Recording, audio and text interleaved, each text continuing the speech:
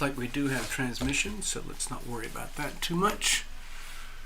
It's much different on the other platform. Okay, I'm going to check in. I don't know if anybody's here. Good evening. TarotLumination. It's Sunday night, 11th of May, 2025. I thought I'd show up, see if anyone was around. And some of you know that we do live mini tarot readings here on Sunday nights. We've been doing it for about 7 years. Well, maybe eight years. Good evening, Gregory. How goes it? How is life in New Mexico? Weird things go on in New Mexico, right? Oh, thank you. Thank you for being such a good buddy over all these years.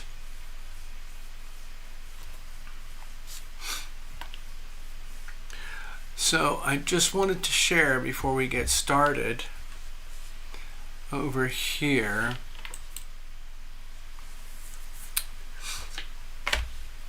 You can see there's a big polarity here, an opposition, right? Oh my God. You're so lucky. 10 days of rain, my God.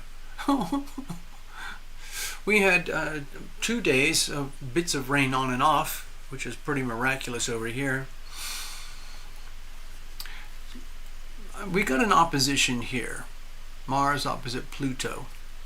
We got an opposition here, Moon opposite Sun. Earlier today, the Moon was right over here, and we had a pretty much hard-on, bad, very potentially painful, stressful, big fat grand cross, or big fat grand square, however you want to describe it, that would have had a red, big fat red marker line over there like that, and that would make a big fat square here, here, here, and here.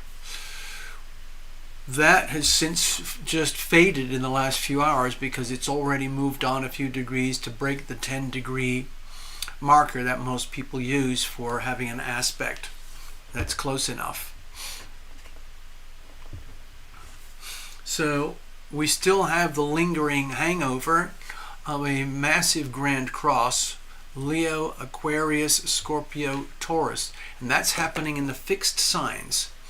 So, you know, I guess if you look at statistics, I'm not a statistician, but out of the 12 signs, there's probably roughly the equivalent of 12 different groups of world population that have one of these 12, and it's probably very evenly split. And so with the Aquarius crowd, the Leo crowd, the Scorpio crowd, and the Taurus crowd, that's all in the fixed signs, so it can be very, let's say, it can feel harsh or quite like a lot of opposition or a lot of pressure when we're dealing with the oppositions here.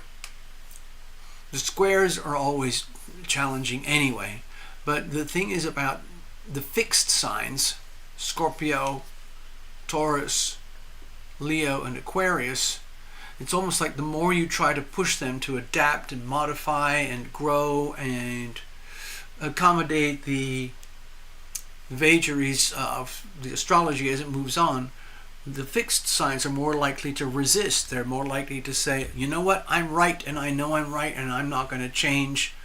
I'm very, very stubborn. Taurus is very stubborn. Mars and Leo does not like being challenged. Pluto in Aquarius certainly would rather demolish anything that challenges it.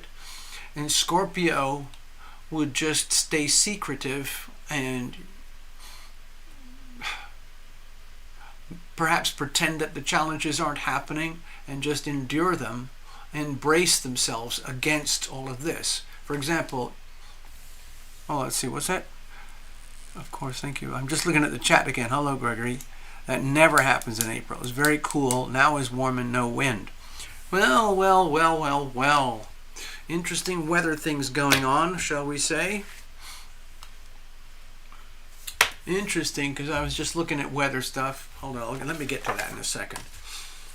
So, all the Leo people right now, let's say there's a bunch of Leo people out there and they're watching the channel.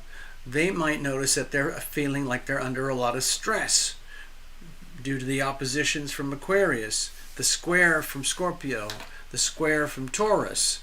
That's a lot of pressure on Leos, and they do not want to be, let's say, stretched or pushed out of their, not really comfort zone, but more like their belief system. They're like fixed, rigid signs. They believe what they believe, and that's how it is. Anything else outside that is either wrong or unacceptable according to them. So they're being heavily challenged. The Leos are being heavily challenged this way, from here, and from here. So guess what? The Taurus folks are being heavily challenged from here, and from here, and from here. And the Aquarius people are being challenged from here, and from here, and from here. The Scorpio folks are being challenged more or less from here, and from here. So, blame it on the planets. If you're one of those fixed signs and you're feeling a lot of pressure right now in some different ways, like with the oppositions, it may feel like you're just facing a massive roadblock in life, where the obstacle of life that is in front of you is just too big to surmount, so it just sits there like a massive roadblock and you're stuck. And with the fixed signs, you get this situation of an immovable object meets an insurmountable, what's the expression? An insurmountable object meets an immovable force. And they just keep going, whereas the, let's say, the mutable signs, they might just go, screw that, and they'll just go around the outside. Or the cardinal signs will go, oh, screw that, move forward. Anyway, I just wanted to point that out. It's all good fun. Hey Gregory, let's see if anybody shows up here and we might be able to do a couple of mini readings or something. Okay, so just for fun, because I am personally quite... Did I say hello earlier? I forgot if I said hello. Yes, I think I did say hello. Hello, Love Triber. So, it's May. It's early May. And theoretically it's spring. But over here, it's 102 degrees in the shade, which has caused quite a few problems over here for me personally. I have not been able to adapt very well. I'm learning how to adapt with this heat, but it's very extreme and it caught me off guard yesterday, or was it the day before? I was just doing yard work and I was thinking, oh, I can handle this. Yeah, I got up early, I did a lot of prep work, got everything in place while it was only in the 70s and the 80s, and I thought, well, I'm feeling pretty good. I think I'll just keep going. I went on and did all this stuff. It was pretty laborious, climbing ladders, running around, jumping around on a roof, fully exposed to the sun and the heat and the wind. And I thought, I'm handling. I might as well just get this on and do it and get it over with. So that's what I did. Basically a lot of roofing, a lot of work on the roof to prepare for the occasional monsoon that happens here. I mean, it is a desert. There's no natural water at all. Everything looks like a Martian landscape. Anything that is green is irrigated by artificial water sources from the Hoover Dam and Lake Mead. And so for me personally, it's a very strange environment. I've always lived in places that are much cooler with much higher humidity and mostly near or very near or right on the ocean. Even when I lived in merry old England, I was only about 30 miles from the ocean. But in England, you take it all for granted because you're only 2 hours from the ocean wherever you are anyway. And it's the same thing. I used to love visiting New Zealand. It's the same thing. It's an island nation. It has some of the cleanest air in the world because there's very little else near New Zealand except the vast oceans of the southern Pacific. Australia is almost 2,000 miles away, so it's, that's quite a gap. And New Zealand has, in my view, some of the best air in the world, the best air that I've ever enjoyed, and the temperatures are very moderate. And then you come inland to this place, this very, very strange, unique place.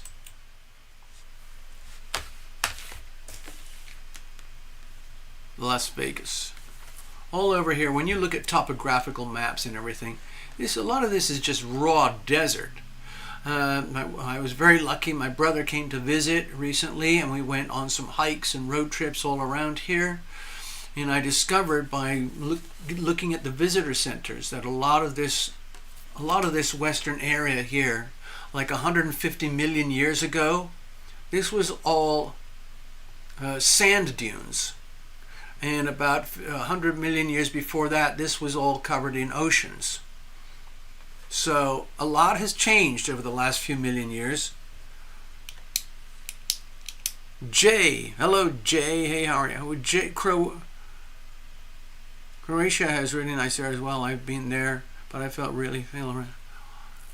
Yeah, it's an ocean bed. It's very, very weird over here.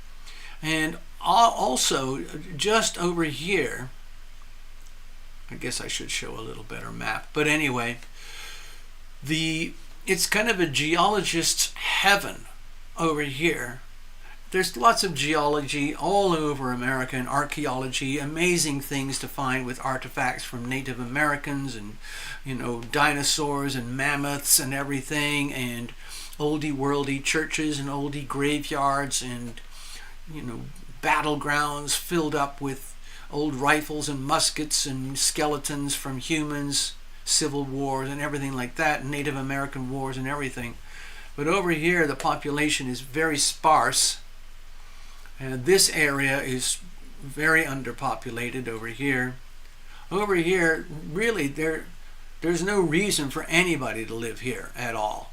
The only reason they're here is because in the last 150 years they figured out how to do large-scale irrigation to get the water from here to here. And they're having problems right now. They can't keep enough water in the lake over here, the biggest reservoir in America. But still, houses are being built, more and more and more new construction all around here. And it's very, very bizarre. It doesn't make any sense because the water level is shrinking and the housing population is going up. Please explain that. Here's another weird anomaly.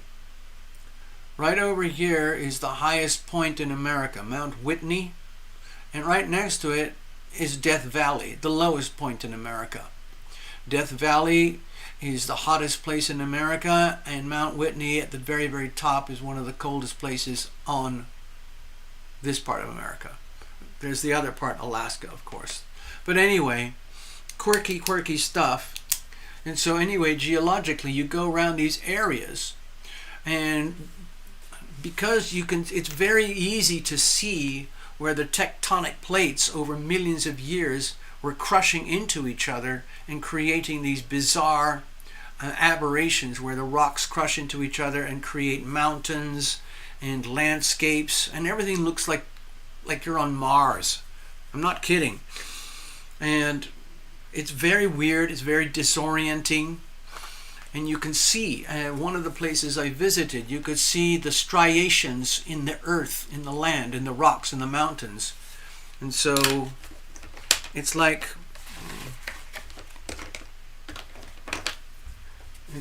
they can, it was so fascinating. I don't really have the time. I'm just kind of gibbering at the moment, but I can't help it. They can see layers, like there's layers of rocks like this, and they butt up next to another layer of rock that looks sort of like that, and so on. And this type of stuff is all over here, okay? And each of these layers represents many, many thousands of years. And it's very, very clear. And oddly enough, just down the road from here, in a very weird part, these striations are so clear and so obvious that they can track geological history back hundreds of millions of years, back to about 1.5 billion years. They can track it backwards. Oddly enough, human existence, hominids, Homo sapiens, Neanderthals, Homo erectus, if in terms of a time scale, going like this is very old, this is new. When you get up to here, this little blob right here, that's where Homo sapiens began. Right around here. So we're just very new, or we're still very new arrivals, going back deeper and deeper. They got different fossils, and dinosaurs, and then eventually periods where there were no land animals at all, and then going back to where there was just ocean life, and then there was no ocean life. There was just plant life and algae, and then before that, because organic life on Earth is only about 2 billion years old, even though our planet is about 4 billion years old. We're about 4 billion years old, but organic life as we know it, like, bacteria and viruses and algae and jellyfish and all of that, that's only about 1.5 to 2 billion years at the most. And most of that is trackable in these mountain layers. So it's a very valuable piece of geology for geologists. And I believe the University of Las Vegas here has a very vivid geology department. Another thing that's totally off topic is that I just learned something kind of creepy. I'm not going to say too much because I don't want to get in trouble. But let's say here is Las Vegas. There's the highways over here, another highway over there. That's Las Vegas, okay? It's a pancake. It's a flat city in a basin surrounded by mountains. And over here is part of Lake Mead. And then there's the Hoover Dam. Anyway, over here, there's some big mountains. I live right here. And guess what I just discovered today? Very, very, very creepy. There is a Nexrad tower right here. There's only three or four of them in the whole of Nevada. One of them is right here. The other one is right here. And there's two up north near Carson and Lake Tahoe. So, I kept thinking, Nexrad tower. Okay, I'm not going to say too much because I don't want to get in trouble. But just hold that little map in your head. What did we know about the Nexrad towers? Oh, they are weather stations. Yes, that's true. You can go online. You can look them up right now if you want to. I've been looking at the maps and everything.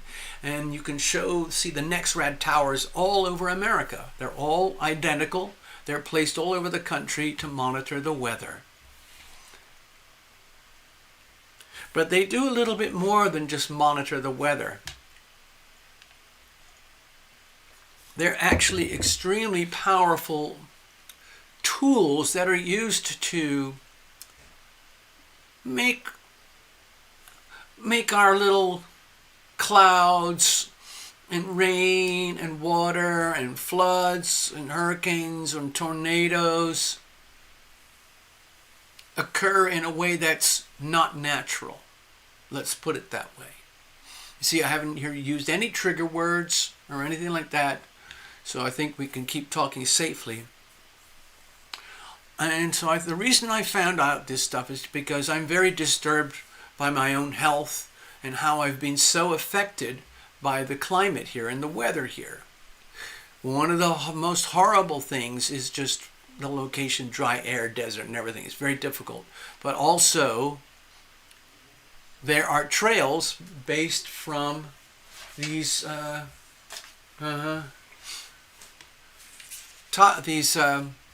chemicals. I'll leave it at that.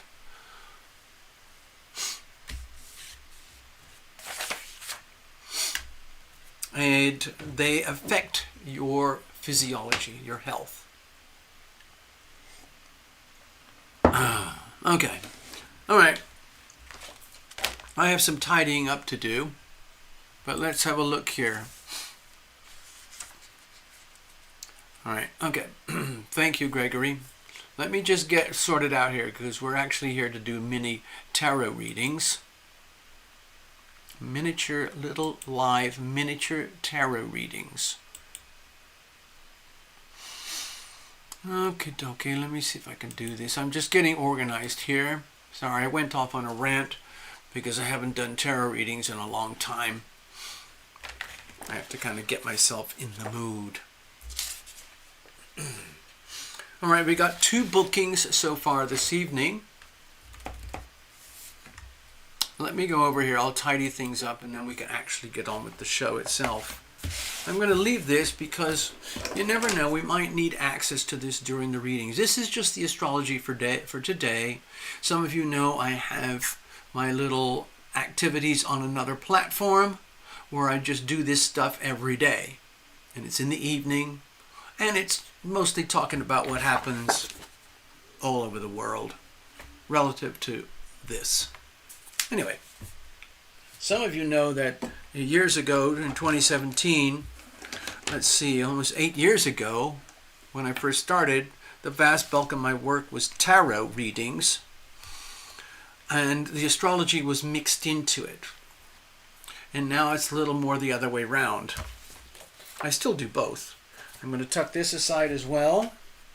Tuck these away. We're going to use the Golden Tarot tonight, just for thrills. It's a beautiful, beautiful deck.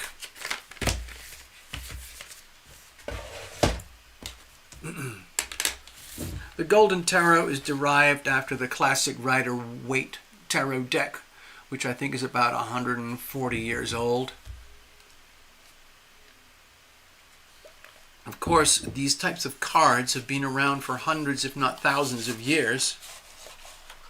Love Triber actually introduced me to some of the mysteries of cards that go back a long, long way. Even to the point where your typical casino cards from Las Vegas have very mysterious origins. People just think of them as playing cards. But there's all sorts of fun things associated with playing cards that I never really knew. I still don't understand.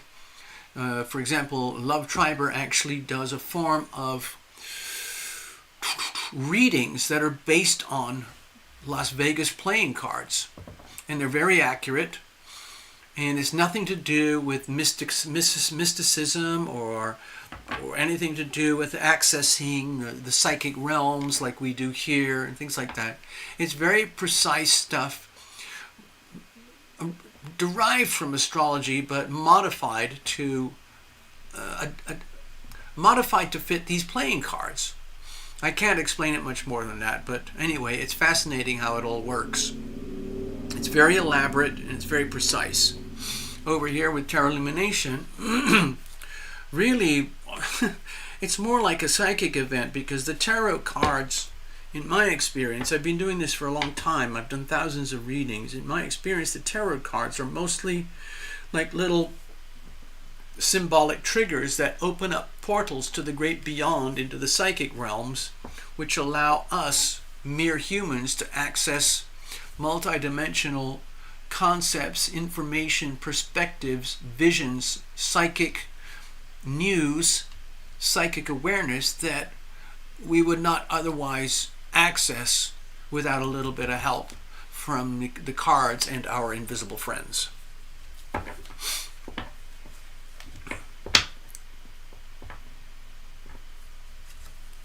Honestly, I learned tarot years and years ago, and I've forgotten most of it, to tell you the truth. Because what I do now is mostly, I guess some people would call it intuitive tarot. I mean, it's all derived from the cards itself, but some of the I worked with several teachers over years, and I felt that this whole thing is just too rigid. You can't do it like you're a machine.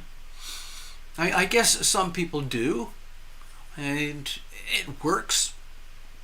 It works for some tarot readers, doing it in a very mechanistic way, and that's just fine.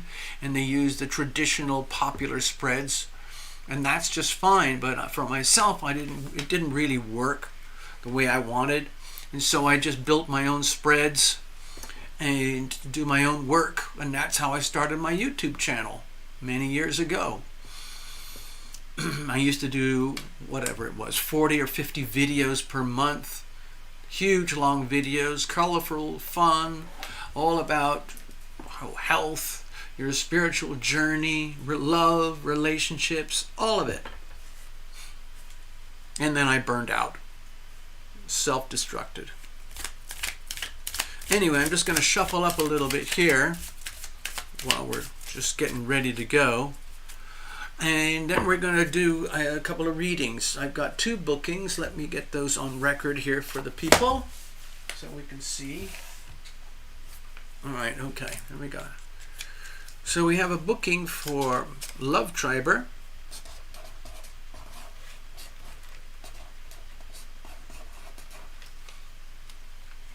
I was mentioning earlier that Love Triber actually is a reader herself. She specializes in playing cards.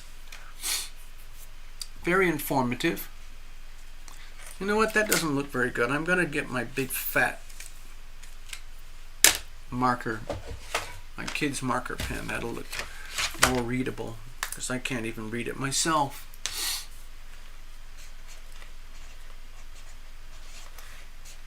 All right.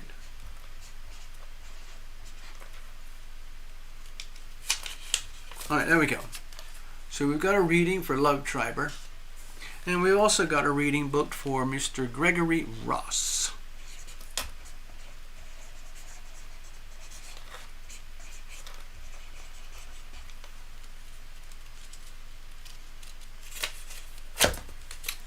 There we go. All right, so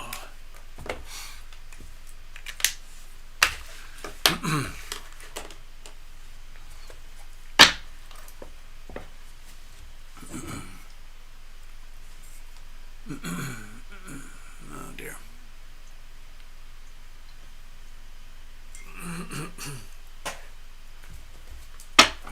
I'm just going to give a description here. So, just as a little bit of background, I do personal readings. If anyone's interested, you can go over here. It's my website, TarotLumination.com. If anybody wants, I can take another reading, booking tonight. If anyone's interested, you go to the TarotLumination.com website, maybe on another device. Find the donate page, click the donate button. A payment processor will come up. You can scroll down and use a debit credit card like shopping online.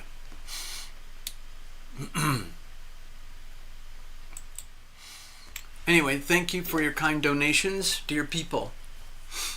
So, what I like to do, you have the thing about tarot readings and astrology and all these so-called esoteric arts where people want to, get a reading. Most of the time, these readings occur because somebody has reached a point where they're in life, and the traditional approach, like going to see your therapist or talking to your best friend, talking to your support animal, going off into the wilderness, talking to your doctor, whatever it is, your yoga classes, they're just not working.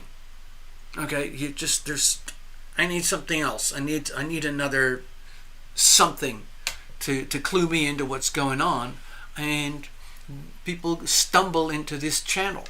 That's sort of how it works. In other words, if you're here, it's because you're meant to be here, and you were probably guided by through the spirit realm, whether you like it or know it or not. That tends to be what happens here. And then it becomes personal. Oh my God, there's a tarot reading, or over there, look, there's a tarot reader. Wow. You've probably seen all those crazy things online. You can click automatic tarot reading, click a tarot reader over there in Egypt, another one in Hungary, and so on and so on. And you kind of put your money in the slot, and their job is to keep you occupied for hours and hours and extract hundreds of dollars out of your wallet. Well, I don't do that here. I love to get paid. I like to have donations, but I'm not here to ream people and strip them of their assets. I just want to help. I like doing this. Anyway, over the years, I distilled my tarot reading to 3 essentials. A large heart spread, which I use for like the spiritual journey of life, for someone to understand the bigger picture of who they are. Where were they coming from? Where are they now? And where are they heading? Why is their life the certain way that it is? The other spread I have is my relationship spread. And that's a highly specialized spread. It's really, I don't know anyone else who does it. But anyway, it's I could explain that if someone wanted a personal reading. But essentially, the relationship spreads, My spread is designed on the understanding that whether anyone likes it or knows it or not, a relationship has 3 entities. There's the self, there's the other, and then there's the relationship itself, which has its own identity. and I factor my readings around those three entities, not two entities. The reason I do that is because in a really healthy relationship dynamic, both parties understand and respect each other to the point where they realize the relationship is fundamental to the success and fulfillment of their own personal happiness or sadness. And then they eventually find out it's much better when you work through the relationship as opposed to face-to-face, one-on-one. I'll just leave it like that for now. My third spread is what we're using here tonight. It's my little situational spread. It's like a diagnostic tool, like with your car engine, check engine light flashing or something like that. Oh, something's going wrong. I can't understand it. I need to figure out what's going on. Then this little spread, I call it my situational spread because it's very, very simple. And what it does is just opens a portal to the great beyond where we can get a view into the situation, just like plugging in the little black box under the dashboard into your car, and you get a computer reading that tells you, oh, your oxygen sensor is screwed. Oh, your gas tank sealant is screwed. Oh, your mass air sensor is screwed. You got to reveal it to heal it. Now you know what the problem is. Now you can heal it, or at least try. So that's what we're doing here tonight, the little mini readings. And a lot of people come in when they're asking questions. I'm sorry, I'm babbling because I haven't done tarot for a couple of weeks now. And with the situational spread or any of the tarot readings, a lot of people come in and ask questions that are formatted in a way that's not really suitable for tarot readings, because tarot readings basically open up portals to an invisible world where we get access to more than what we can do here in our three-dimensional world. And when people ask a question that's phrased in such a way that demands a yes or no answer, then it puts the tarot reading and the tarot reader into a very tight spot of being forced to assume responsibility for the outcome of someone else's life, which is not healthy and it's very inappropriate. In other words, I'm not going to tell you what to do or how to do it, or how to live your life or anything. All I can do is provide reflection and feedback, and then you still have to own your life and live it, make your own decisions, which lead to your own outcomes. Of course, people want definition. They want peace of mind. They want security. When's my boyfriend coming back? See, that's when. That puts a time factor. That forces the tarot reader to go, oh, it's going to be November the 3rd, 2025, later this year. Do you see the problem? I'm not a fortune teller. It's not fair to do fortune telling in that kind of way. Now, oddly enough, the cartomancy readings have more of a clock-like demeanor, where you can see the waves and the comings and goings in people's lives in a clock-like manner. Hi, Bubba. You want some water? Come and hang out with us. Oh, little Bubba showed up. He's very, very dopey at the moment. I hope I can do the show. I better be able to do the show. You can just sit here, Bubba, if you want. Okay? Anyway, it's time to get on. Bubba's probably going to have to do a little bit of exploring. I keep him very close. I'm his support human. I mean, theoretically, he's my support animal, my emotional support animal. I'm actually his, like a little caretaker. And he's a wonderful little creature. I say divinely ordained. And he has his quirks like every other cat. Who said that? I write with the wrong hand. Thank you, Gregory. Yeah, you noticed, okay? Anyway, let's get on with things here. Bubba wants to help out. Okay, Bubba? All right, let's see if we can do this. Now, probably the way to get the most value out of one of these readings is to leave it totally open. Now, some people have issues that need to be addressed and they're specific. For example, I'm his butler, yes. So, for example, some people, if they're coming in with a very specific issue, like what's going on with the health of my mother, okay, something like that. If you phrase it in such a way that leaves possibility for an open response, then yes, sure, you can get specific, and that's fine. But to say something like, hey, when is my mom going to get better? That's not a very useful way to go about the tarot. So sometimes, in fact, more often than not, what I've learned is that unless you have a very specific issue, it's sometimes better just to have a completely wild open reading. So with your permission, I will go ahead and do so. And Love Triber, you're first up. And we're going to do a reading for you. The cards are already shuffled, but I like to go again full steam in real time. Hi, Bubba. Bubba's having a little bit of cool, fresh water at the moment. The ice cubes have melted, but they're still pretty good.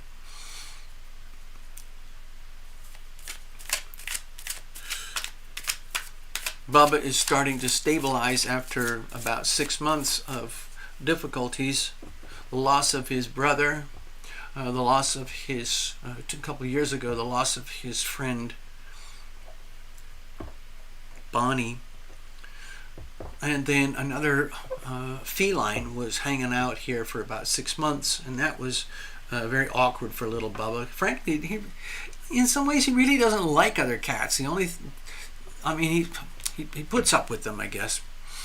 I've got some beautiful pictures of little Bubba cuddled up with his brother. Excuse me, I don't do jumpers or flyers. Oh my God, excuse me.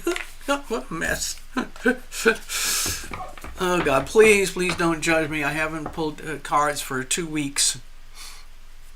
Okay, here we go. Let's get this reading underway. Okay, Love Triber, let's work with you right now. Here we go.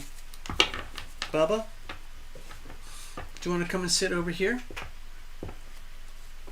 You want to sit over there, Bubba? You want to stay there? Where do you want to go? You want to go into your assistant's chair over here? Yeah, you can go over here. All right. Be careful, okay? He's been up for about 5 minutes, but he's actually still pretty dopey. I like to try to get him into a food coma before I do a show, but he was already in a food coma from earlier, and then he woke up out of his coma, and now I'm trying to get him to stay in a coma mode. He's actually chomping on a bit of food right now, so he might get sleepy again after that. And that makes it a little bit easier for me to do the readings without Bubba wanting to be on camera. All right, Love Triber. And here, Love Triber, this is going to be a good example. One of the most effective mini readings, I'm talking myself through this also to help other observers, is to leave it wide open. In other words, like a blind reading. And you can phrase it very simply. Hello, TarotLumination. Hello, tarot reader. Hello, the world of mystical tarot. What kind of messages do you have for me tonight regarding life, my life? Or maybe something like, oh, the weather, my finances, my health, my journey, like a one-word thing. But we can go completely blind. In other words, what kind of messages do we have here tonight for Love Triber? Period. You get it? Super, super, super, super ultra distilled, ultra refined, and it's kind of like a sniper bullet, as opposed to trying to carpet bomb life and get all sorts of problems sorted out in one mini tarot reading. What we're doing is allowing the universe to help and responding with a very precise, like a sniper laser precision towards the matter of import. Good boy, Bubba. Good boy. Yeah. All right, here we go. All right. So what kind of messages do we have here tonight for Love Triber? Let's break this up and have a look. I love doing this, by the way, even though I get a bit anxious sometimes. Here's the situation. Here's the challenges. Here's how we're going to handle things. And then let's have a look at external influences, because that's always going on anyway. I often defer to the planets. So what I do here with this energy is like filter this through the planets, or the planets filters through this one way or another. Here we go. So we got the King of Wands. Well, this is a very powerful, strong, masculine energy. And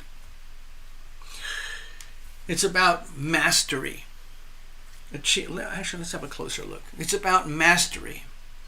Achieving and attaining and maintaining mastery in the art of inspiration, leadership, strength, courage.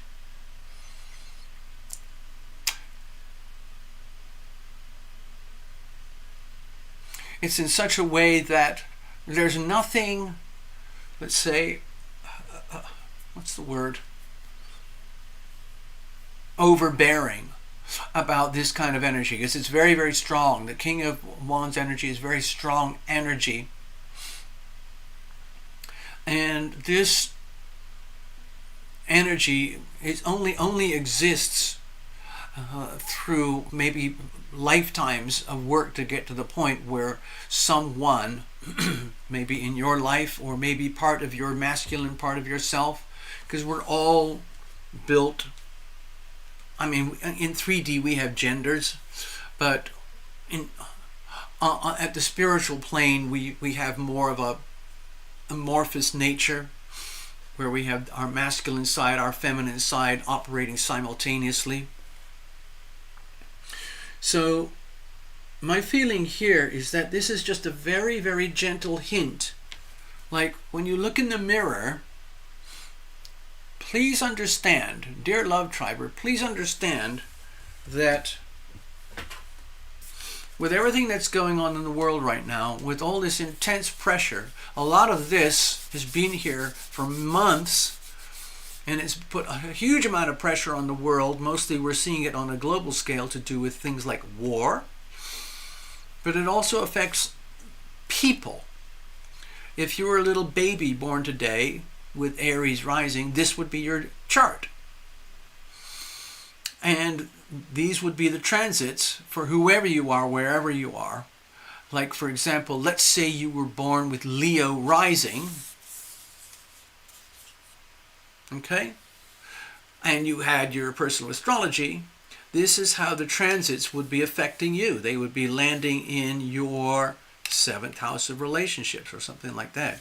If you were born as an Aquarius, okay, it would look like this. If you were born as a Capricorn, if you were born as a Cancer, it would look like this. So what I'm sensing is that there's a certain part of what's going on in your life, in your world right now, where despite whatever challenges you are dealing with, you have risen to a point of mastery where it's like you don't have to prove anything to anybody anymore. There's no fight. There's no reason to doubt yourself, because you have attained mastery. And what I'm seeing here, instead of this being like a very powerful male influence in your life, I think this more symbolizes your own energy, that aspect of the self which we would see as supreme mastery in the arts of, let's say, calm, strength, courage, inspiration, leadership, to the point where you can feel very comfortable with yourself and start getting used to it. Kind of get used to the idea that, like, wow, yeah, it's been a rough road, it's been a tough ride, but I have attained mastery, because the King of Wands could only have attained this degree of mastery through extreme long-term lifetime of challenges and finding ways to endure and actually prevail. Turn the challenges into fruit. Okay, let's have a look. What's the situation? Magic. This is the Magician card.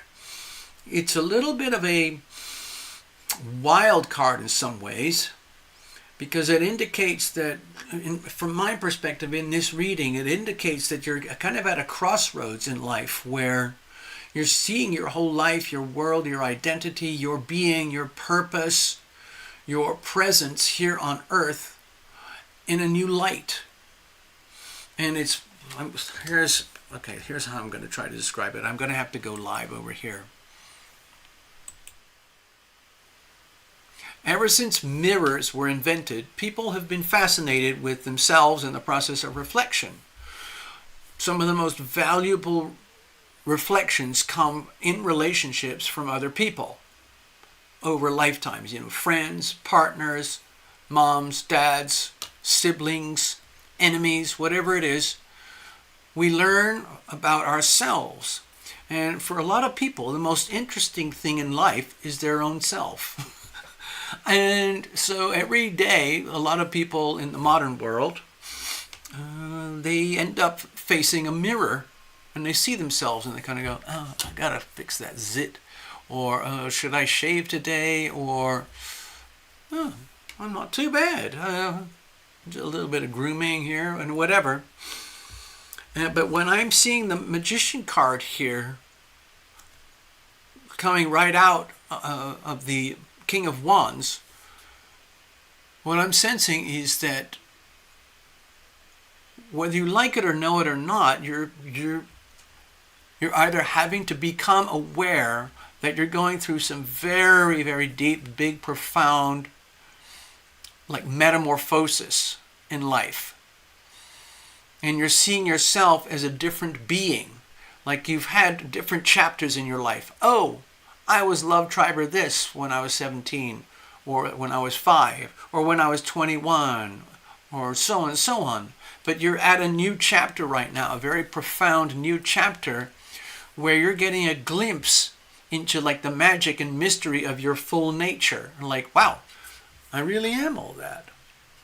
I do have a high degree of mastery in my own unique way when it comes to those subjects that TL mentioned, like leadership, inspiration, being there for others as a sort of a beacon, and having authenticity, integrity, nobility, no arrogance, no narcissism, no egomania, nothing like that. Just good, wholesome, strong King of Wands type energy.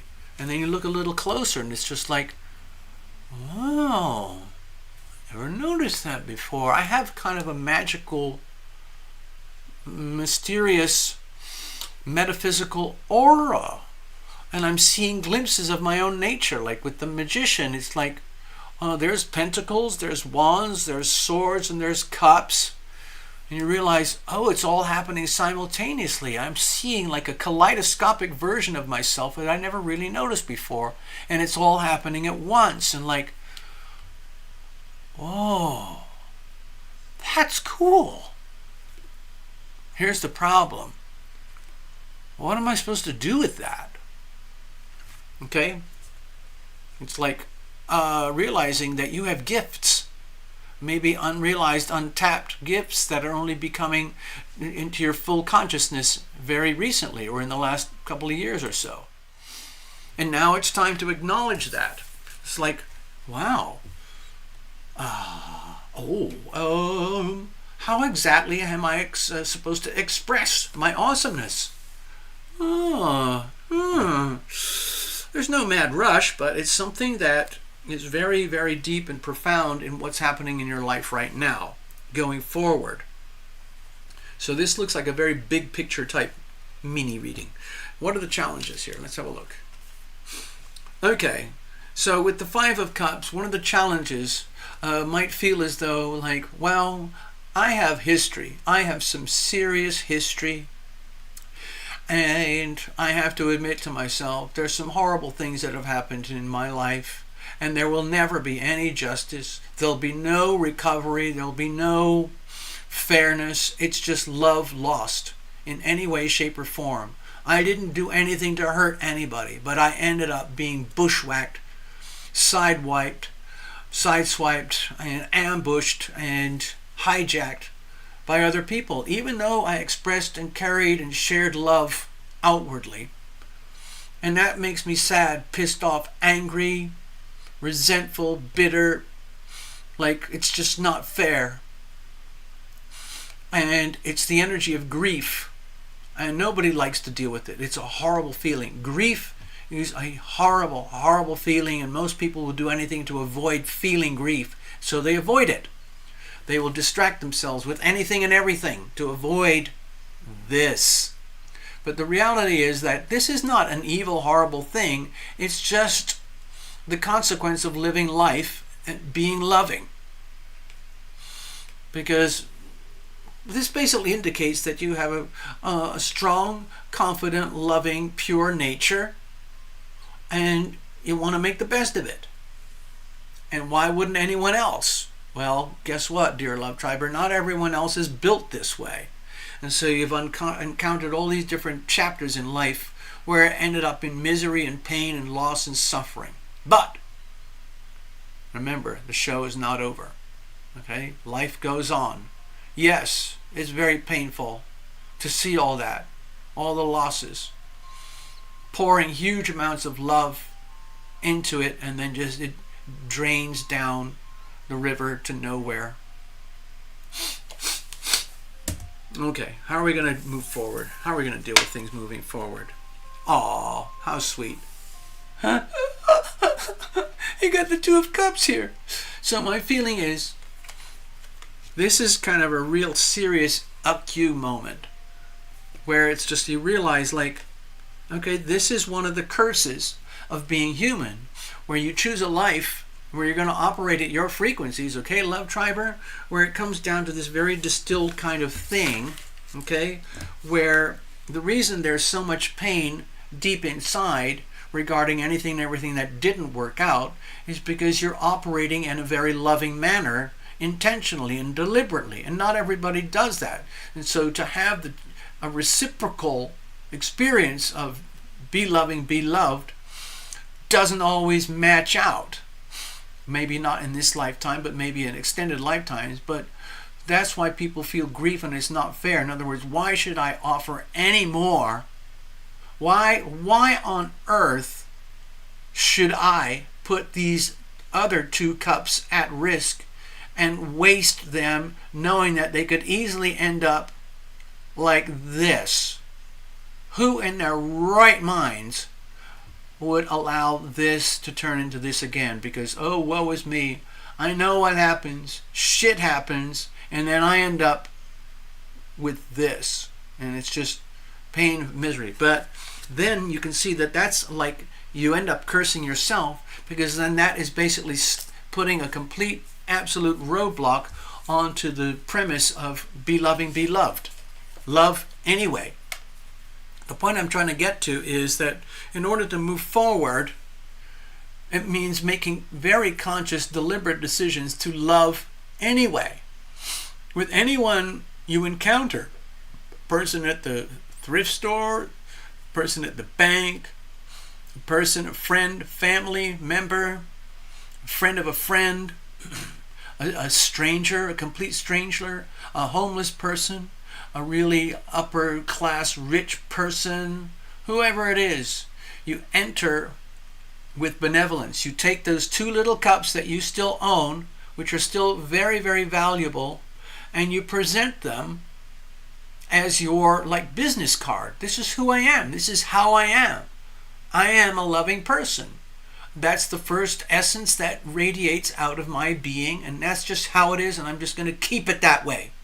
And if other people can't handle it or they choose to flush it down the drain, yes, that hurts me personally, but it's not the end of me because this is an infinite supply, okay?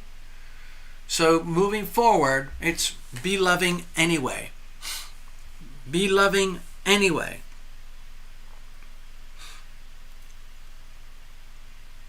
I'm not seeing this as love and romance. This is much more to do with the essence of love and sharing and being loving in the broadest sense. Okay?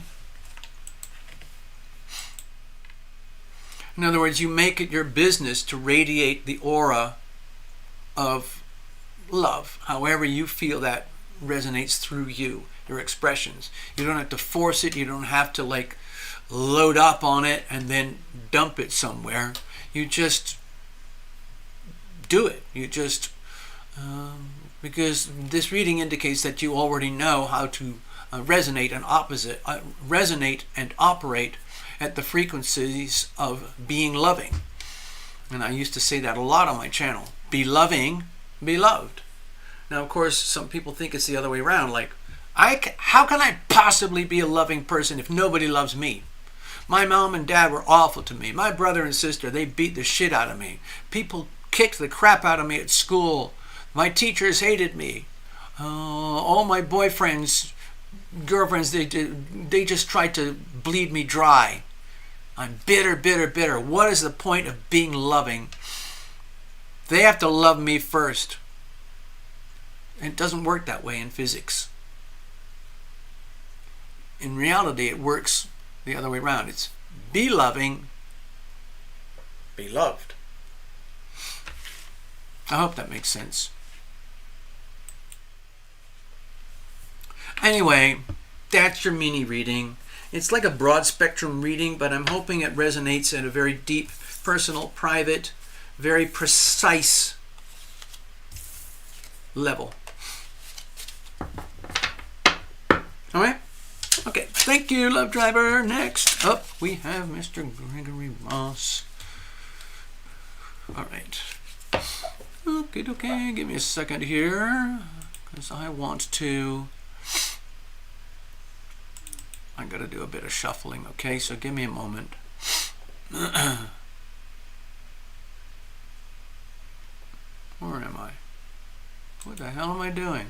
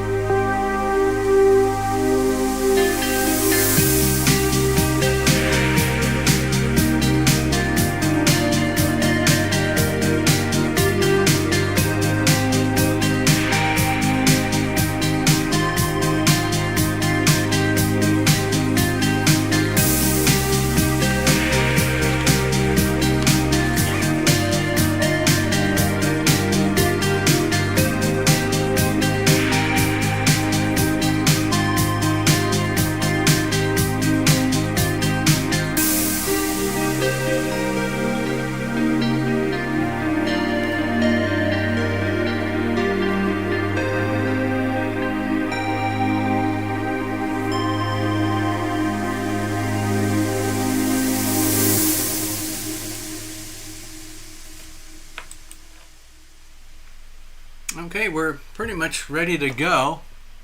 I hope you're bracing yourself, Gregory. Oh, you know the routine. We've worked together for years now.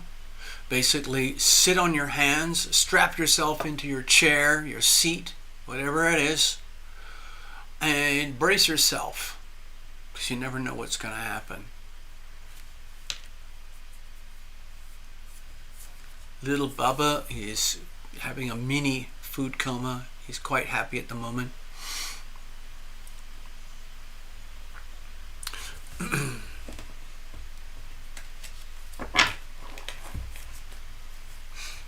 Alrighty. Alright, let's have a look over here. Just trying to check if there's other folks. Is there anyone here? It's just me and... Is it just me and Love Triber? What's going on over here? Let's have a look. I don't know if I can tell. Well, there's a couple folks here. Well, thanks for hanging out and watching the show. One thing I've noticed over the years is that every now and again, when we're doing a live mini reading with a particular person on the show, whoever they are, wherever they are in the world, sometimes someone else will type in the chat and say, "Oh my God, that reading worked for me. That was a reading for me." And I can say, well, yeah, if you're welcome. If it applies to you too, you know. So you never know. I remember years ago, before my channel, before I started, what's that? It is over with Cuddle Buddy, and after 8 months, but wouldn't want to waste a reading on it. Dealer's choice. You know what? I agree. Let's not waste a reading on it. Let's just go wild. Let's dig open. We might as well. It really, really helps. It's like, okay, so we already know what is in a three-dimensional sense. Let's just, rip open the curtains and see what the hell's going on out there. What did I miss? That's one of the things about relationships, is that they I mean, this sounds awful. One of the wonders of relationships is that they provide reflection. Reflection is one of the most valuable components of relationship. That's why people love relationships. In fact, we can't function without other people. And one of the most powerful relationships is the opposition. Right? Comfortable relationships in astrology might be something like the trine. Maybe like a Leo with an Aries person, or a Virgo with a Taurus person, or something like that. Very comfortable, naturally flowing. And some people thrive in squares, a sun square sun. Even though they're technically challenging, they can be rewarding if you are willing to rise up to the challenges. They can be. There's a lot of evolution and growth that can happen that way. And when it comes to like formal relationships, one of the most profound is the opposition. Like in the astrology, if you look at the charts, the first house and the seventh house. The first house is the house of self. Seventh house is the house of the other. Aries versus Libra. It's a polarity. Aries ruled by Mars. Libra ruled by Venus. When it works out, Mars loves Venus, and Venus loves being loved by Mars, and it's reciprocal, and so on. So when I do relationship charts, I can actually create a chart for the relationship itself. It's a lot of work to do this stuff with the astrology, but it's absolutely profound what is revealed. And so you realize that, oh my gosh, yes, I had a relationship. There's me, there's the other. I learned from them, they learned from me. One of the nice things about a relationship is that it can be fulfilling and comforting, because it's this meaningful component of life. Not everybody works very well in that regard. Some people are very solitary. They might have a very powerful first house, and they would just rather be on their own. Or they might have a very powerful ninth house, and they're just happy in a nomadic wilderness. Some people might have really powerful seventh house issues where they feel like I can't function without a relationship. Where's my boyfriend? Where's my girlfriend? Like, who am I without you? Okay? And it's different for everybody. But one thing for sure is that we learn and we grow from the process of reflection. Like when good things happen, you can enjoy the reflection from the other. When difficult things happen, you can enjoy the reflection from the other. And vice versa. The other party learns and grows from the other. And quite a lot of relationships are really, astrologically, they are learning and growing. Evolutionary type relationships. In other words, they're not supposed to be spiritually locked in for life in a three-dimensional manner. People meet, they encounter, they relate, and they part ways. It's very common, it's very, very normal, nothing good or bad about it. They are what they are. So some relationships are like a marriage, which is a very formal type of relationship. That's a full opposition. Self versus other. It's a 180-degree relationship. Some people aren't aware of that when they go into the relationship, but that's what it is. In the formal sense, it would be a marriage where it's legally contracted and both parties formally state that I am yours, you are mine, we work together in a relationship. But a lot of times they don't understand that the relationship has an identity of its own. And it really helps to know what that identity is. And once you know what that is, you make it your business to conduct the whole of your experience through the relationship itself. It's very hard to explain without doing a very deep dive. But anyway, so in this situation, Gregory, what I'd like to say, if your words specifically say it's over, then let's just say it's over and let's move on. Let's peel back the curtains and let's look at well, what now? What now? What now? Do you have to have a relationship? No, maybe you do, maybe you don't. Some people have to. But anyway, let's have a look. What I'd like to do is keep it very, very simple, like with Love Triber. What kind of messages do we have here tonight for Gregory Ross? That's it. No preface. I'm not going to say, sometimes I go, what kind of messages do we have here tonight for the client regarding the subject of money, career, health, healing, family, child, sibling, whatever it is, a one-word thing. But I'd like to, if you're okay, because we haven't worked together in a long time, let's just go completely open. Let's just pull the curtains open and see what we see, okay? I hope that makes sense. Let's put this aside. We've already had an eye full of that. Cards are nicely shuffled. Let's just do one last second and then we'll dive in, okay? No jumpers, no flyers, no reversals, none of that.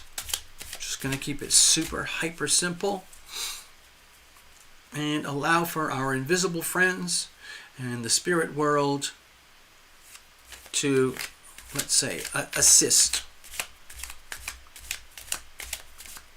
Okay, let's do that. What kind of messages do we have here tonight for Gregory?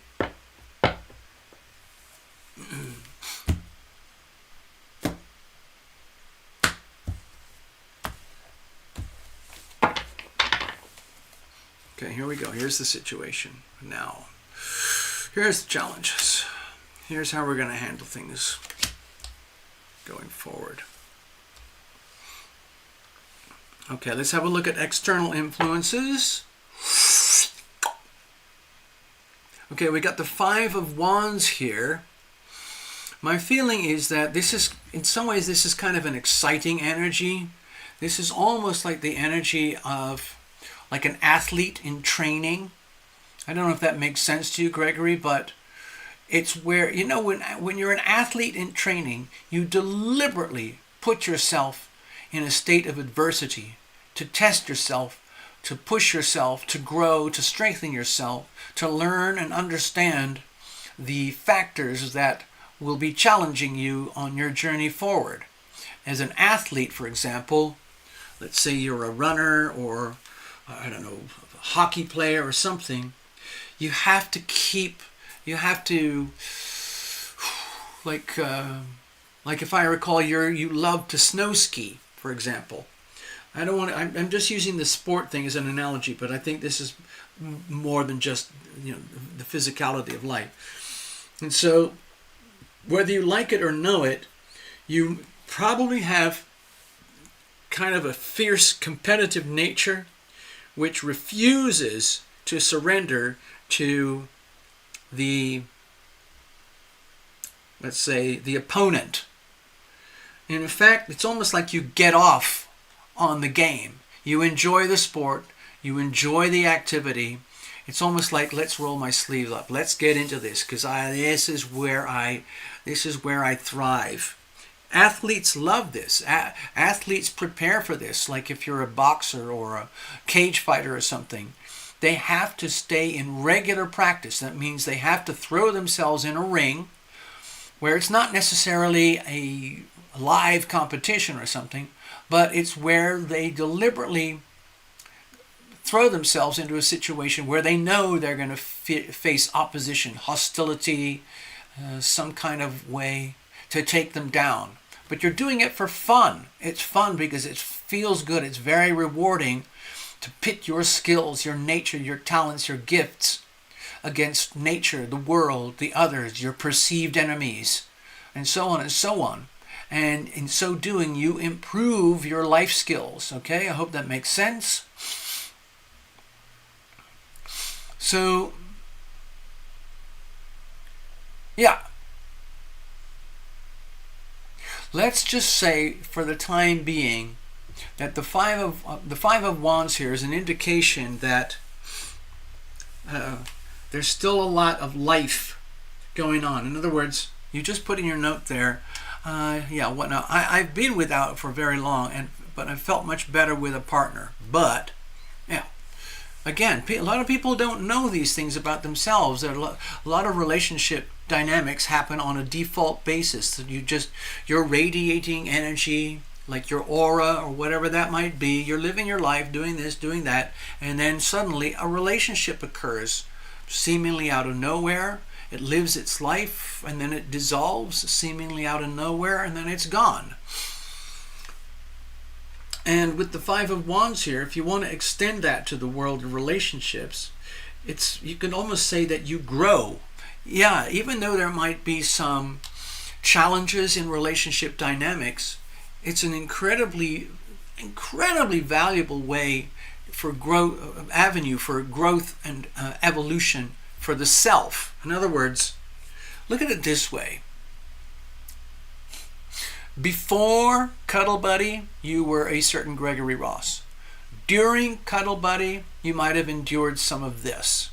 After Cuddle Buddy, it's like the practice session is over, you can take a break, and then you go back to resuming life because other relationships will occur. Maybe it'll be a new person that shows up out of nowhere. Maybe it'll be a reimagining of something that already exists. Who knows what? But you meet it and you go forward in it. It doesn't mean it has to be hostile. It can be invigorating, okay? It's like for example, like a tennis match, okay? Just put it that way, because tennis matches are binary, okay? So I know this is multiple, 1 against 4, but let's just keep it simple, okay? So with a tennis match, one of the best ways to improve your game is to play tennis with someone who's at least as good as you, preferably better than you. So you can really be brought into your maximum potential and get your game on.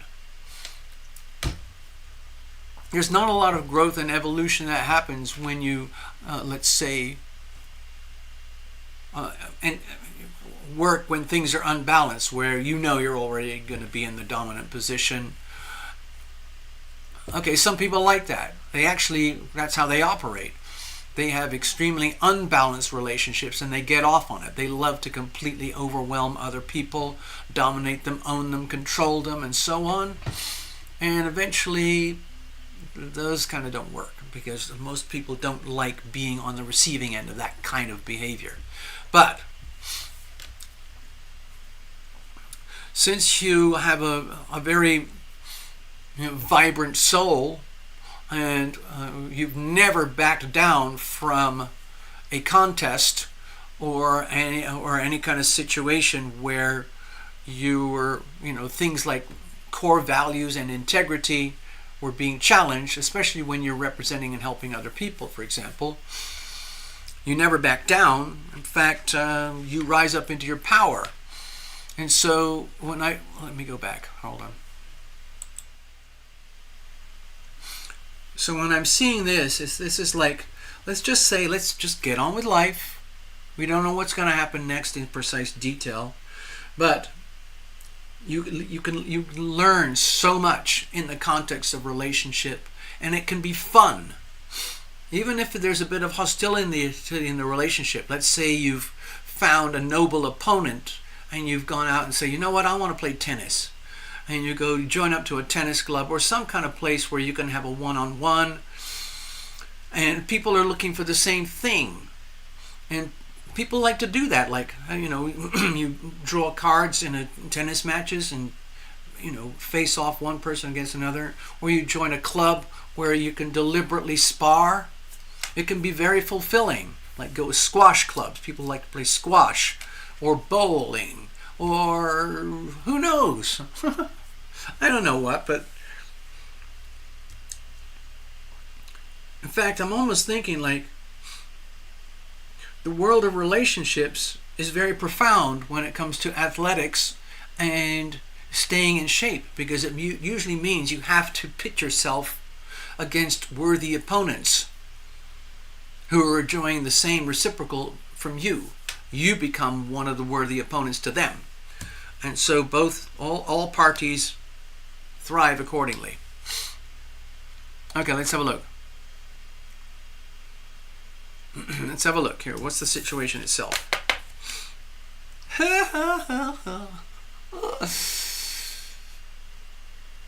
So you got the Nine of Cups here.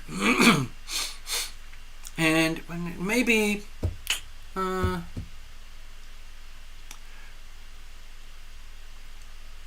a way this is kind of to do with satiation, being satiated, where, you know what, I am fulfilled. I did okay. Maybe it would be nice to keep it going, I'm not going to say this reading is about love and relationships or a certain relationship or the now or the future of love and relationships. But let's just say there's a bit of that essence inside the reading. And so with the Nine of Cups here, to me it's an indication that it's like, let's admit it, I'm basically kind of trying to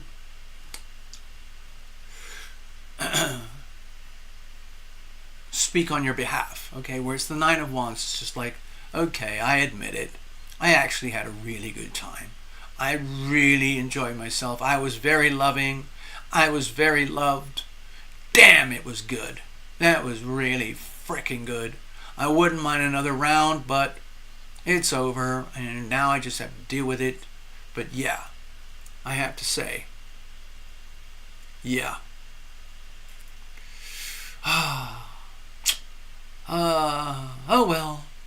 Oh well, no worries. Because you've got a very powerful fighting spirit anyway, Gregory. That's kind of built into your nature. And there's nothing tragic about any of this. It's, in other words, life moves on. It's a journey, and who knows what's next. But in the context of right now, I would say just looking at things in a benevolent way, rather than mourning the loss of a relationship, celebrate the joy and the bounty and the love that was shared.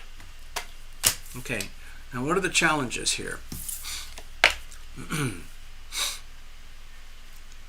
Okay, so we've got the Seven of Cups here. And so my feeling is very much about what now, what now, what now. Because with this situation here, where let's say this does refer to a relationship dynamic and how that impacted you to the point where you had the opportunity to enjoy love, being loving and being loved. And then things move on. And you love this feeling. It's wonderful to be loved. It's also very fulfilling to be loving. It's a reciprocal thing. It feeds on itself. Be loving, be loved.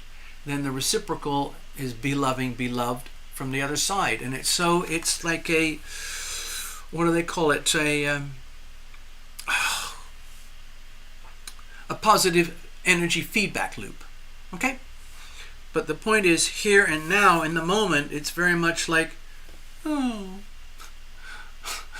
damn, what am I supposed to do now? Things were going great. Let's have a look. Come on, little camera, do your thing. There's so much out there in this world. There's just anything and everything can happen. And this is the card. There's different interpretations of this card. I sometimes see it as a genius card, where you, Gregory, like it or know it or not, have a very powerful connection with the divine. And sometimes it's difficult to discern the messages from the divine because it's like looking through a kaleidoscope and seeing everything all at once. The good and the bad and the ugly, the past, the present, and the future, joy, sorrow, singularity, relationships, and it's all happening at once. It's sort of what happens when you kind of go into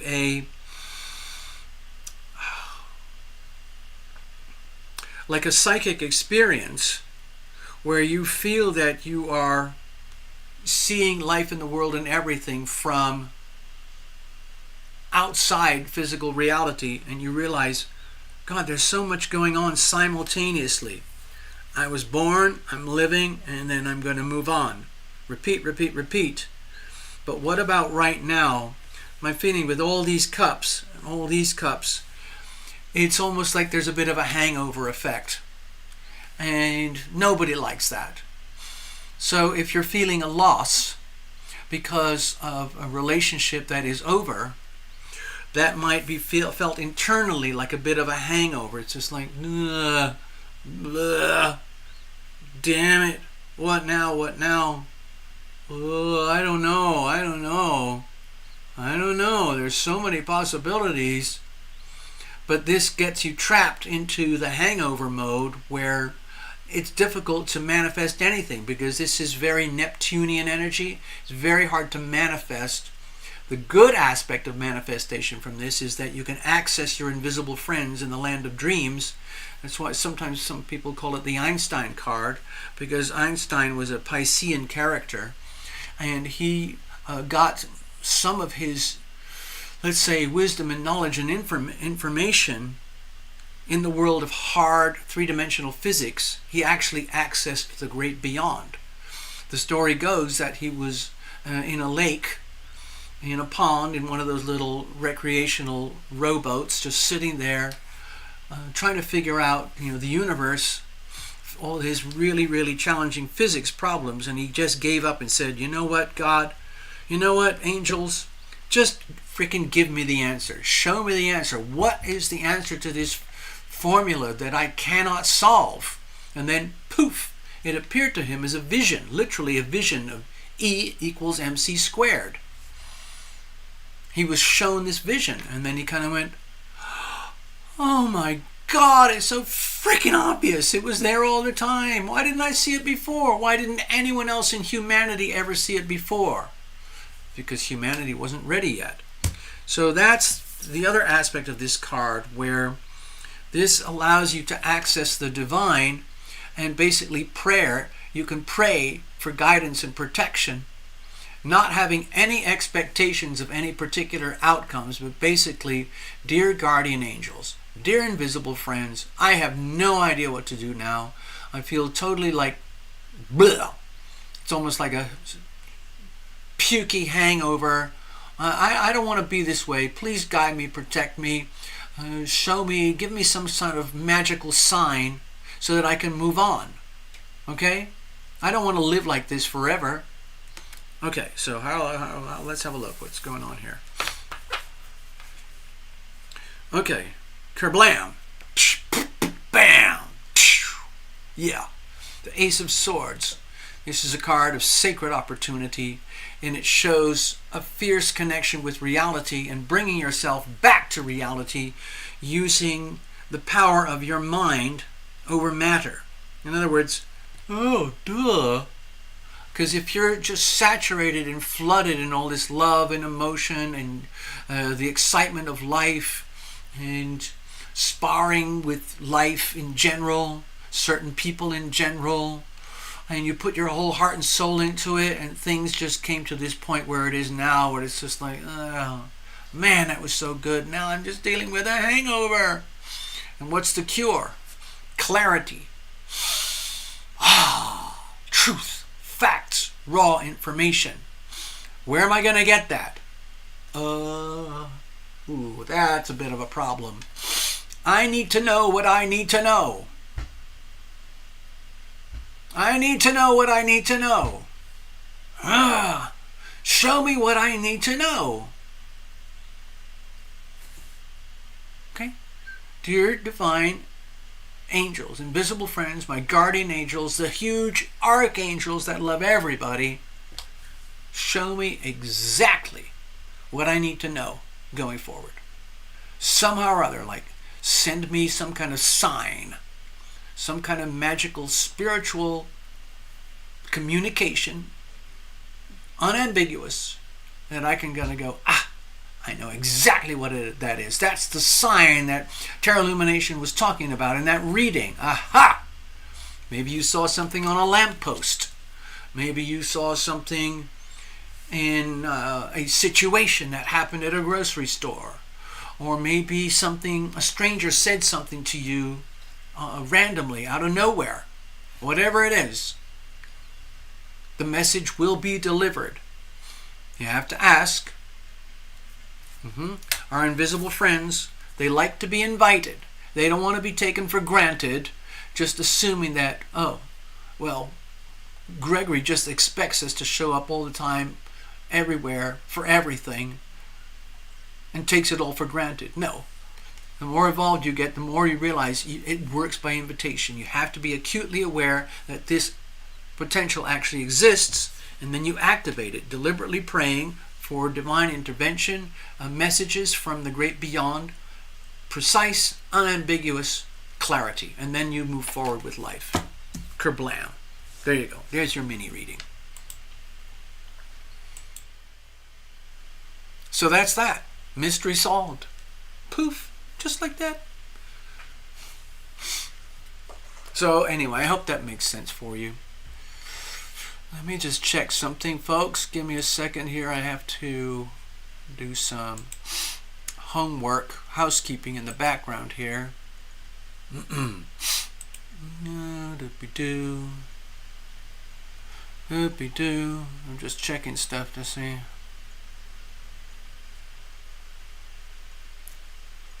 Okay. Oh, looks like we got another reading booked.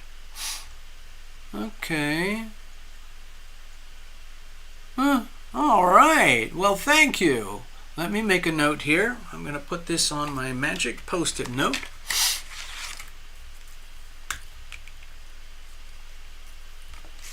Okay.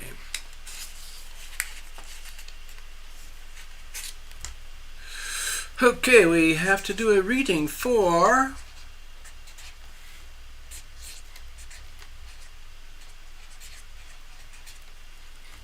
dun da da dun da da da da da da.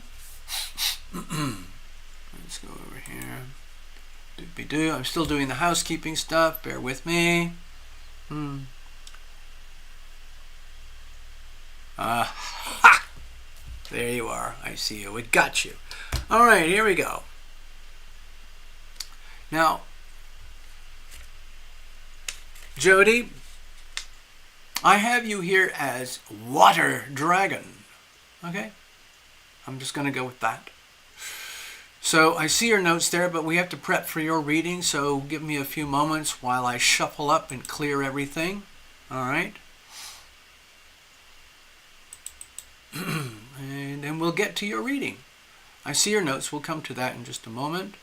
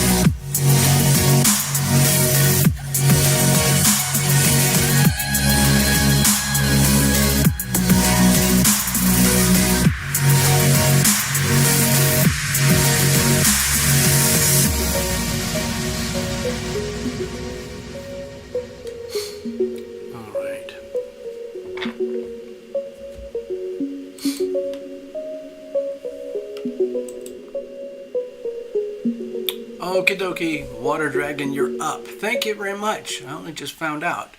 So let's have a look here. I've got to get into the chat a bit. Okay, thank you, Gregory. I'm glad you got something out of that. Okay. Let's have a look now. Okay, I see your notes. I like that. What I need to focus on right now.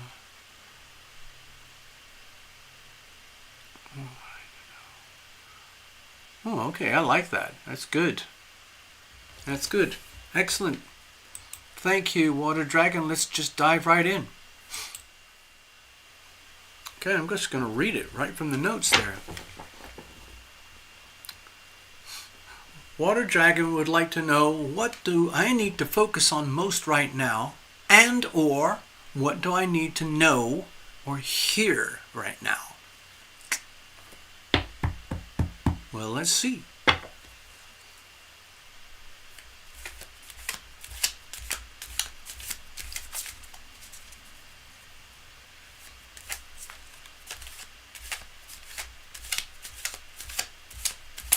Hey, Pete, I'm just starting on a reading, so I won't be able to do anything for a little bit. I guess you could put it in the chat there if you want. And maybe sometimes we get other readers who show up in the chat, but this is all, we do all this by donation here. Anyway, we'll see what happens. So, Water Dragon, you are up. cut this up. I'm making very specific cuts. All right. What do you need to focus on most right now? And or what do you need to know or hear right now? Here we go. Here's the situation. Here's the challenges. Here's how we're going to handle all of that going forward in regards to the querent. Okay. External influences, again, of course, I usually default to the planets, but we'll see. We've got the Knight of Cups. So, let's have a look here. Knight of Cups. This is, it's actually a really beautiful type of energy. Again, there's this weird theme tonight that seems to be flowing through all the readings. It's feels very much about be loving anyway, against all odds. Have a really good look here. I don't know if you can see, I don't know if the camera will pick it up. The way I'm interpreting this right now is life is, what we call life is this perpetual, never-ending stream. We experience it through time, whereas there's before, during, and after, where you came from, where you are right now, and where you're heading. And so, with the tone of your question, it's an indication, like, it's about trying to get your bearings to see where you are right now, almost like a compass. Well, knowing that you've already, you're living life, you already have a life experience, you have a sense of identity, like you're this, and this, and this, and you're definitely not that, or that. And you have certain, let's say, qualities, maybe some ambitions, desires, goals, and like a broad spectrum understanding of life, like there is more than just, grinding away to get the perfect credit score so you can get the biggest loan to buy the car, the house, to get the mortgage, go on vacations, gorge on debt. Those things are very, very destructive in their own way. You have to be so careful. And of course, the way the world operates right now, it's kind of tragic, but the whole of planet Earth is being farmed as a debt farm. Now that sounds like I'm going off track here, but a lot of people get sucked into the debt farm, and they're operating on the debt farm. They are debt cows on the debt farm without even knowing it. And their life force is being harvested, okay? Let's say that you're a very loving, caring person, and you've always, you don't shout about it, you don't preach it, you don't go out there, what's the word? You don't go out there trying to prove a point. You just know inherently that there's this phenomenon called love. It's an energy field. It exists. It's very powerful. It's very real. And it thrives in people who understand that it is an energy field and it needs to be absorbed and then owned before you can share it and radiate it outwards. And so learning how to do that is a form of what I call energy management. So if you can see like the aura around here coming out from the Knight of Cups, where the little cup here is being held in such a way that it cannot radiate this aura of love without having already absorbed it inside. This little cup of love is extremely valuable, and it requires a lot of protection and diligence in order to carry it forward in life. In other words, the worst thing anybody can do is to squander the energy field of love and being loved. And that happens to a lot of people. They don't understand the broader concept of love. If they're thinking of it in terms of emotional satisfaction and feel-good indulgence, or let's say simple romance, and missing the bigger picture where love can also be extremely painful. For example, a mother having to take care of a child that is just recently born and it's been diagnosed with autism or Down syndrome. What do? You're loving anyway or not, depending on your nature, okay? I see your note there, Love Tribe. That's fantastic. That would be a really good concept for a movie. Anyway, dear Water Dragon, with the Knight of Cups here, my feeling is that this is kind of a reminder about some of the harsh realities of life, in that even though it's a wonderful thing to have this concept of be loving, be loved, and hey, I love being loving and I love being loved, but you have to remember, if you kind of, let's say without, I'm not pointing fingers here, but let's say if you're a little bit naive and you're unaware about how this energy is very highly desirable to others, especially if they don't have it. It's very common for others who don't have this, rather than trying to cultivate this and own it and grow it inside themselves so that they can own it and radiate it, they want to steal it. Okay? And so these would be like psychic vultures, emotional psychic vampires.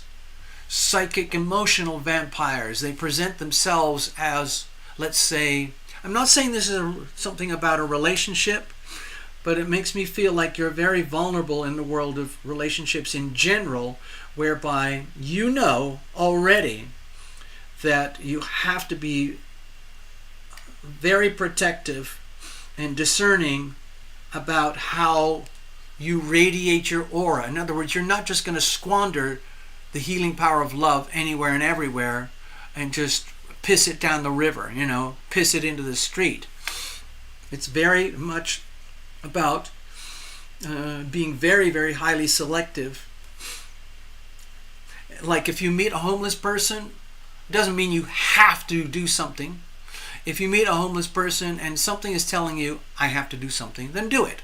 If something's telling you, no, this is not good, move on, then okay. Not good, not bad.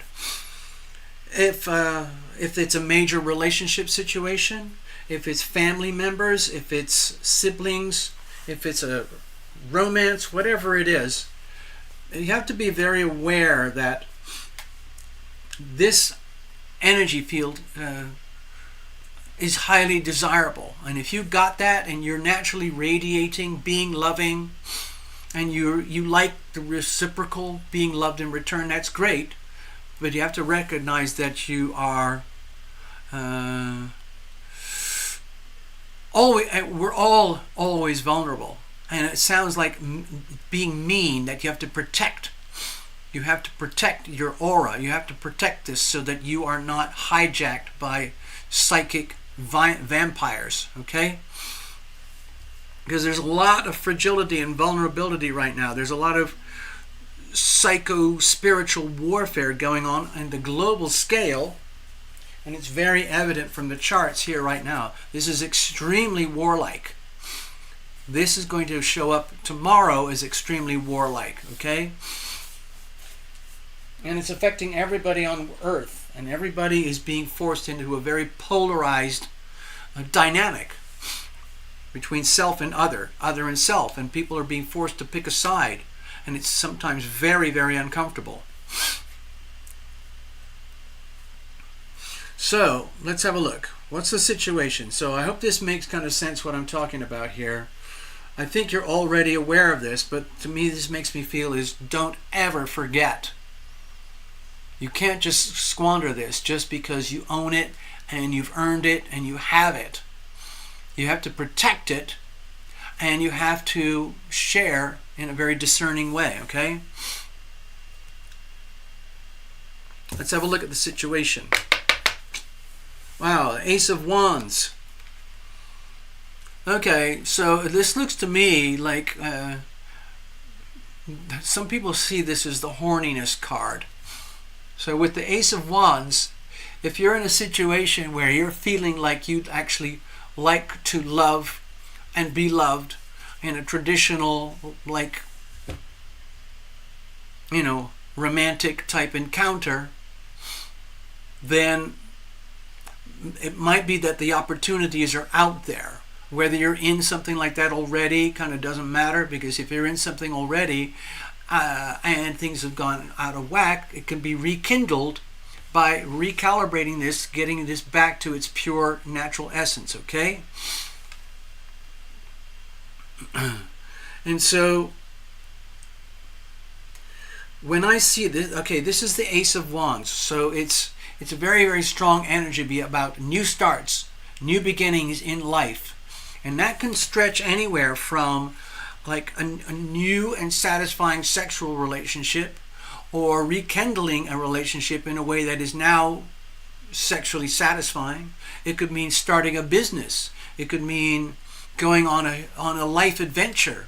Maybe you've wanted to go on one of those Norwegian cruise ship things all the way out to the Arctic or the Antarctic, or maybe deep into the unexplored oceans of the South Pacific, and not just gorging on food and booze, but more about, seeing nature and whales and dolphins, and some of those types of adventures where you can help to clean up the world, clean up the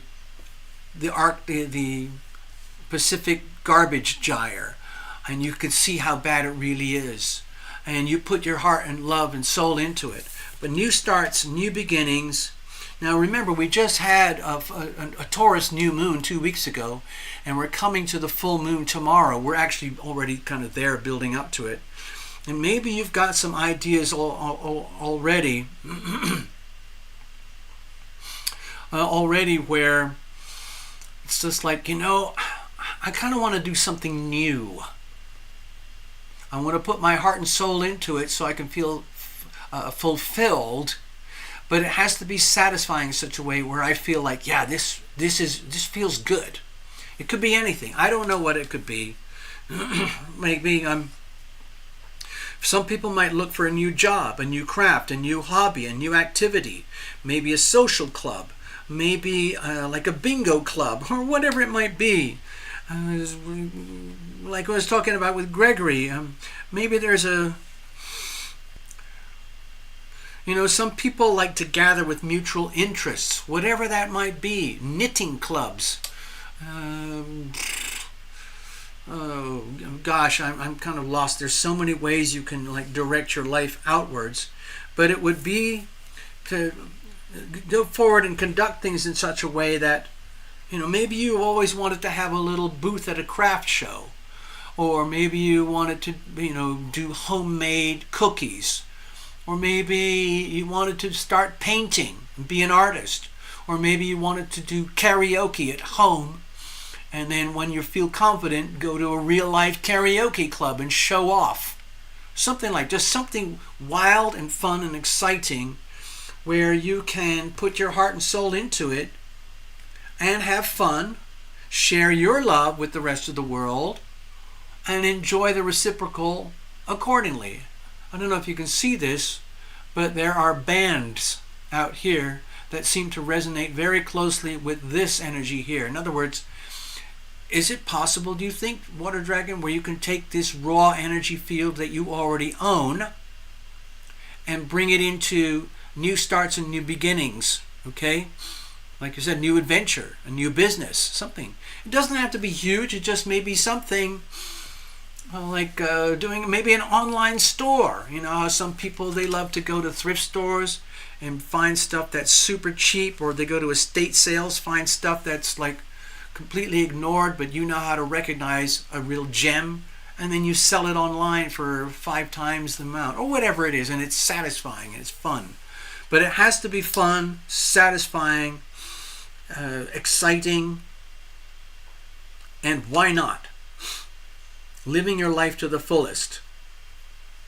Maybe it's, some people like to go on hiking trips or road trips, something like that. All right, what's the challenges here? Let's have a look. Okay, so this is the Queen of Pentacles here. So this is an indication that, okay, TarotLumination, I think I got the drift of what you're going on about here. But what you don't understand is that I have been a lifelong custodian of things that are valuable. My own values, my own valuables, my money, my talents, my gifts, and my resources. And yes, it's true, I'm not about to waste any of that. And the reality is I'm not really quite sure what to do with that, because the last thing I, Water Dragon, would ever do is squander all this amazing bounty. The Queen of Pentacles has attained mastery in the world of wealth, values, gifts, and resources. In other words, maybe you are very good at, I don't know, jewelry making, or arts and crafts things, or financial advice for other people, or it's just something where you have value, you can share that value, and it's exciting when you share that value, that thing that you have of value. Your natural gifts and resources is very much about three-dimensional things like your natural gifts and talents, all your money, your savings and earnings from your talents and gifts and resources. You're not going to squander that. Are you a coin collector or whatever it might be?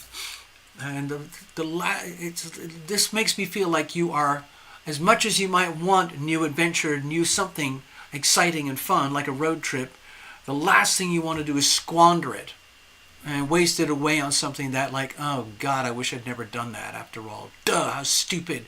I spent all that money going on a stupid cruise that wasn't anything like I thought it was going to be. Damn! That's not going to happen. That's not allowed. That looks like a very high level of fear for you. In other words, if I am going to do something exciting and fun and new and put my heart and soul into it, it better be very closely aligned and it better work. Okay? It needs to work in a way that's wholesome, productive, rewarding, measurable. Okay? What's that? Capricorn influence. Sure. Okay, so how do we deal with that moving forward? So it looks to me, hold on, let's just have a look.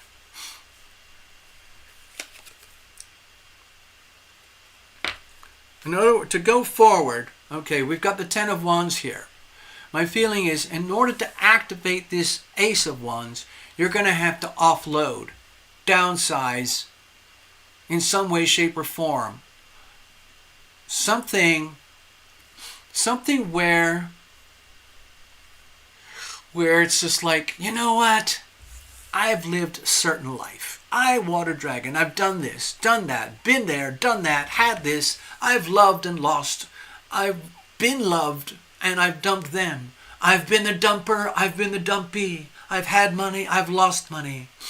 I've been happy, I've been sad. Yes, I've lived a life. It's like a Netflix movie, episodic, seasonal. But you know what? It's time for something new. Let's flip the channel, get out of Netflix, go on to Tubi or somewhere else or Paramount and start a new adventure. But for that to happen, it's almost like, you know what? Maybe I should sell my house, sell my car, sell all my highly tangible, valuable assets, and reallocate them in such a way where I live a much, much lighter footprint and set down the heavy burdens of life. Just downsize. Get rid of that and switch to a lifestyle where it's just very, very light. A backpack, tablet, smartphone, a debit card loaded up with your budget for your new adventure. Get rid of all debts. get rid of anything and everything that could be construed as ballast or just stuff that's holding you back, and just completely go at life from a whole new perspective. So I don't know if you're used to doing that or you've ever done it before. Like it or not, I love beautiful things. I love all sorts of aspects of life. I feel in some ways I've been extremely fortunate. That's the word, minimalize. Yes. I'm not saying just. There's ways to do this in such a way that you can still have abundance in your life without feeling that you have to own assets that can sometimes be extremely burdensome, like a car with a very huge car payment and high maintenance, a house or a mortgage that has high monthly outgoings, insurance, maintenance, old credit cards, just stuff, burden. In other words, reconsolidate, realign everything to the point where it's just like, wow, I feel so free. Yeah. And then, in other words, before you actually set off in the adventures of life, before you reorient the compass of your life, before you do any of that, is to take stock of what are my values. What are the deal breakers? There's absolutely no way you're going to say, let go of your bicycle. Okay. What are you going to do about any pets? What are you going to do about any friends or family that are utterly dependent on you, or they expect you to be locked into a certain three-dimensional lifestyle, and then you turn around and go, you know what? I'm done with all this. I'm going to buy a tent. I am going to super minimalize, give myself a break, go on an adventure, and then figure out to do what I'm going to do later. Okay? So, yeah, it looks like a very powerful message. That it's time to minimalize, downsize, offload, just get rid of any form of burden that has been built up or that you've accumulated in life to the point where it doesn't really hold the value that it used to. In other words, it actually has become a burden. Gone. Just get rid of it. Find a way to just get rid of it, offload, put yourself in a completely new vibe where you are light. Super, super, super light. And then you can look around and go like, wow, I can breathe so much more easily. I can see much better. I can see bigger, broader horizons. I'm still me. I still got all that Knight of Cups inside me. But where am I going to go? What am I going to do with all that? Okay. Anyway, so that's your reading. I am now going to shuffle this up, clarify, and then we're going to wrap it up for tonight.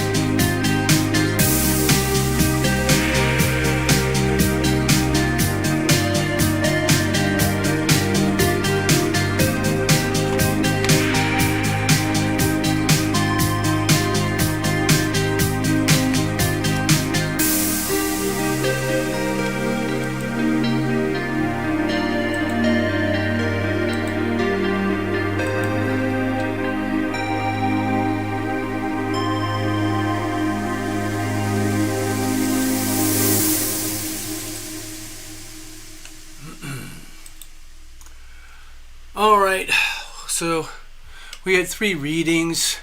That's about all I can handle. I can see other folks just would love to get readings and so on. Maybe I'll just hear what we can do. Just let me share. Here's my website. Okay, you can go here. You can book a reading with me if you want. You can figure it out from the website. There's a donate page. There's also a purchase page and so on. It's like online shopping. And let me know what's the situation. We'll go from there. Tonight, when I do these live mini readings, it's basically by donation. Most of the people who come here have been here before, or they've already been here a few times, but they never booked a reading, and then they understand how it all works, and then they schedule a reading in advance, or they do it. They book a live. They do a live donation during showtime. Okay. So anyway, I'm going to wrap it up now. I'm sorry to disappoint anybody who didn't get a reading who wants one. Hope I explained how things work here well enough for next time perhaps. And what else can I say? Thank you for hanging out with me. You're welcome to come and visit over on my other platform where I have my other show, which is all about the astrology. I just showed you the chart there. And that's a little more controversial because I'm very much more open with my conversation and my thoughts and beliefs and opinions. And I'm over on that other platform because I can't do any of that over here on this platform. I learned that a very long, hard, slow, bitter journey. But anyway, Cyan, good evening. Sonali Thakur, good evening. And whoever else was here, P, letter P, who was here earlier. Thank you for hanging out. Hope to see you all again sometime. Thank you, Love Triber. Thank you, Gregory. Thank you, Water Dragon. It's been wonderful. I really enjoyed doing these readings for you. Take care.